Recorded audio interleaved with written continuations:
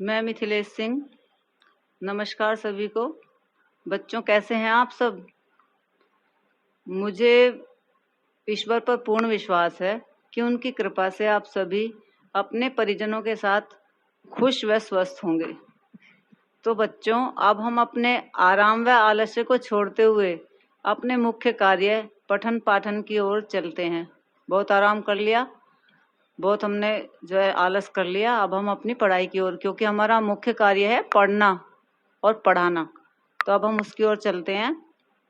आज मैं आपको अंतरा भाग 2 के गद्य खंड के पहले पाठ प्रेमघन की छाया स्मृति लेखक आचार्य रामचंद्र शुक्ल की व्याख्या करूंगी। उससे पहले मैं आचार्य रामचंद्र शुक्ल जी का जीवन परिचय, उनकी रचनाएं, भाषा शैली आदि पर थोड़ा सा प्रकाश डालती हूँ। ध्यानपूर्वक सुनिए। आचार्य रामचंद्र शुक्ल का जन्म उत्तर प्रदेश के बस्ती जिले के अगोना गांव में हुआ था। उनकी आरंभिक शिक्षा उर्दू, अंग्रेजी और फारसी में हुई थी। उनकी विधिवत शिक्षा इंटरमीडिएट तक ही हो पाई। बाद में उन्होंने स्वाध्याय द्वारा संस्कृत, अंग्रेजी, बांग्ला और हिंदी के प्राचीन एवं नवीन साहित्य का गंभीरता से अध्ययन किया। कुछ समय तक वे मिर्जापुर के मिशन हाई स्कूल में चित्रकला के अध्यापक रहे।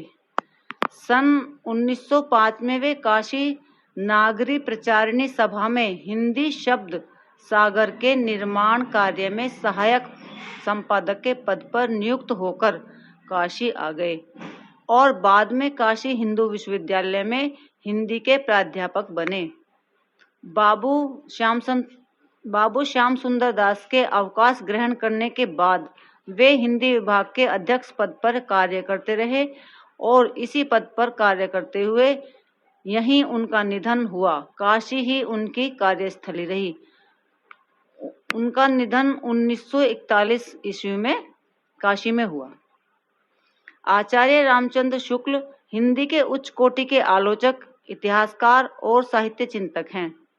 विज्ञान, दर्शन, इतिहास, भाषा विज्ञान, साहित्य और समाज के विभिन्न पक्षों से संबंधित लेखों, पुस्तकों, मौलिक लेखन, संपादन, अनुवादों के बीच से उनका जो ज्ञान संपन्न व्यापक व्यक्तित्व उभरता है वह बेजोड़ है।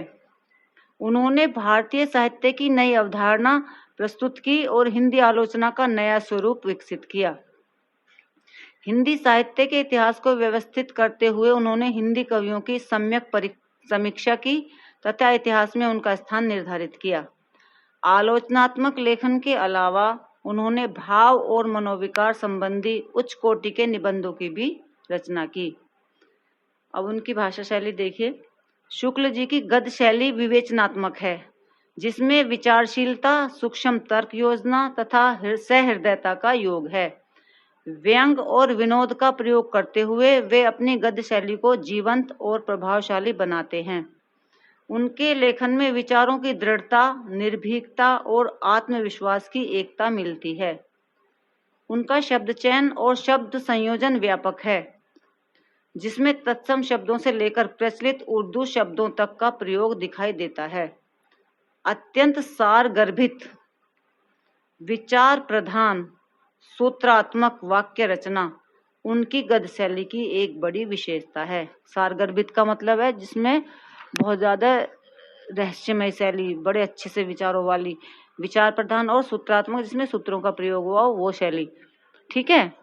आचार्य रामचंद्र शुक्ल की कीर्ति का अक्षय स्रोत उनके द्वारा लिखित हिंदी साहित्य का इतिहास है। एक इनकी बहुत बड़ी पुस्तक है हिंदी साहित्य का इतिहास। इसको इनकी कीर्ति का सबसे बड़ा स्रोत माना जाता है। इसे उन्होंने पहले हिंदी शब्द सागर की भूमिका के रूप में लिखा था, जो बाद में परिष्कृत और संशोधित रूप में पुस्तकाकार एक प्रकाशित हुआ। मतलब फिर उसका जो है एक बड़ी पुस्तक के रूप में वो प्रकाशित हुआ। उनके कुछ अन्य महत्वपूर्ण ग्रंथ हैं गोस्वामी तुलसीदास, सूरदास, चिंतामणि के 4 खंड चिंतामणि के और रस मीमांसा आदि। इसके अलावा उन्होंने जायसी ग्रंथावली एवं भ्रमर गीत सार का भी संपादन किया तथा उनकी लंबी भूमिका लिखी। ये हो गया आपका आचार्य रामचंद्र शुक्ल जी का जीवन परिचय। ठीक है बच्चों। उसके बाद अब आइए, अब मैं आपको थोड़ा सा आपका जो ये पाठ है प्रेम घन की छाया स्मृति, इसका थोड़ा सा परिचय आपको मैं बता देती हूँ। पाठ परिचय देखिए बच्चों, ये जो है एक संस्मरणात्मक निबंध है। संस्मरणात्मक का मतलब होता है जो हम अपनी पिछली यादों को ताजा करके जो हम लेख लिखते हैं उसे संस्मरणात्मक लेख कहते हैं। तो ये भी एक इसी तरह से उन्होंने अपने बचपन की यादों को ताजा करते हुए लिखा, तो ये भी एक संस्मरणात्मक निबंध लेखन है। इसमें जो आचार्य रामचंद्र शुक्ल जी ने हिंदी भाषा एवं साहित्य के प्रति अपने प्रारंभिक रुझानों का बड़ा रोचक वर्णन किया। मतलब कि वो हिंदी साहित्य के प्रति कैसे लिखने के लिए उनका रुझान हुआ, वो कैसे हिंदी साहित्य लिखने के लिए उनकी रुचि जगी, किन किन का योगदान रहा, उस सब का इस पाठ में उन्होंने परिचय दिया है। शुरू से बचपन से उनका लगाव कैसे हुआ। उनका बचपन साहित्यिक परिवेश से भरा पूरा था।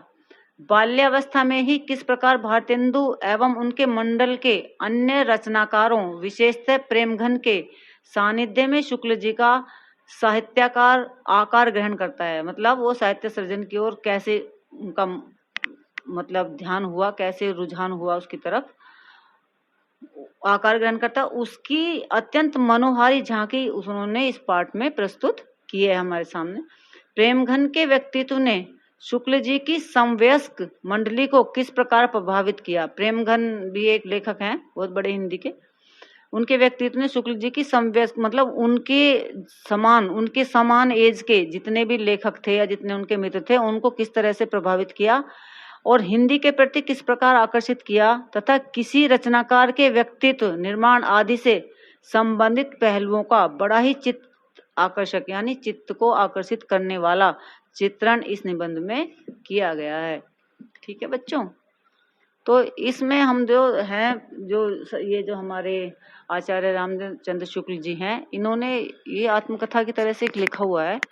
तो ये देखो, ये लिखते हैं इसमें अपने बचपन की यादों को ताजा करते हुए स्मरण करते हुए लिखते हैं कि मेरे पिताजी फारसी के अच्छे ज्ञाता और पुरानी हिंदी कविता के बड़े प्रेमी थे। अपने पिताजी को याद करते हुए लिखा है, फारसी कवियों की उक्तियों को हिंदी कवियों की उक्तियों के साथ मिलाने में उन्हें बड़ा आनंद आता था। वे रात को प्राय रामचरितमानस और रामचंद्रिका घर के सब सदस्यों को एकत्र करके बड़े चित्त आकर्षक ढंग से पढ़ा करते थे। मतलब अपने पिताजी को याद करते हुए उन्होंने लिखा है कि वे बड़े अच्छे से हिंदी की और फारसी की जो वो थी कविता उनको मिलाते थे आपस में, उनकी जो उक्तियां थी उनको मिलाते रहते थे बड़ा मजे से। और घर के लोगों को भी वो रामचरितमानस और रामचंद्रिका जो हमारी पुस्तकें हैं, धार्मिक ग्रंथ है, उनको पढ़ाते थे रात के समय सबको बैठा के। आधुनिक हिंदी साहित्य में भारतेंदु जी के नाटक उन्हें बहुत प्रिय थे। उनके पिताजी को, आचार्य रामचंद्र शुक्ल जी के पिताजी को बहुत प्रिय थे। उन्हें भी वे कभी कभी सुनाया करते थे। जब उनकी बदली हमीरपुर जिले की राट तहसील से मिर्जापुर हुई तब मेरी अवस्था 8 वर्ष की थी। उन्होंने ये अपनी बचपन की से शुरू करा है ना, तो उस समय वो 8 वर्ष के थे। उसके पहले ही से भारतेंदु के संबंध में एक अपूर्व मधुर भावना मेरे मन में जगी रहती थी। भारतेंदु हरिश्चंद्र के बारे में, सत्य हरिश्चंद्र नाटक के नायक राजा हरिश्चंद्र और कवि हरिश्चंद्र में मेरी बाल बुद्धि कोई भेद नहीं कर पाती थी। मतलब मैं ये समझता था जो सत्य हरिश्चंद्र के नायक हैं वो नाटक में राजा हरिश्चंद्र, वो और जो कवि हरिश्चंद्र हैं वो एक ही हैं। मैं ये सोचता था ये दोनों एक ही हैं, ऐसा उन्होंने लिखा है। हरिश्चंद्र शब्द से दोनों की एक मिलीजुली भावना, एक अपूर्व माधुर्य का संचार मेरे मन में करती थी। मतलब मैं सोचता कि ये दोनों एक ही होंगे, ऐसा मैं बचपन से सोचता था। मिर्जापुर आने पर कुछ दिनों में सुनाई पड़ने लगा कि भारतेंदु हरिश्चंद्र के एक मित्र यहाँ रहते हैं जो हिंदी के एक प्रसिद्ध कवि हैं। उन्होंने सुना जब वे मिर्जापुर आए, उनके पिता का ट्रांसफर हुआ, तो वो उन्होंने यहाँ सुना आके कि जो भारतेंदु हरिश्चंद्र जी हैं उनके एक मित्र यहाँ रहते हैं, उनका नाम है उपाध्याय बद्री नारायण चौधरी। तो ये जो है बच्चों, अब आज के लिए जो है मैंने आपको परिचय आपको बता दिया। उनका आचार्य रामचंद्र शुक्ल का जीवन परिचय हो गया, पाठ परिचय हो गया, थोड़ा सा मैंने आपको पाठ की शुरुआत कर दी। अब बच्चों इससे आगे का पाठ हम लोग कल मैं आपको अगले वाले पार्ट में पढ़ाऊंगी। आपके लिए इतना ही। धन्यवाद बच्चों।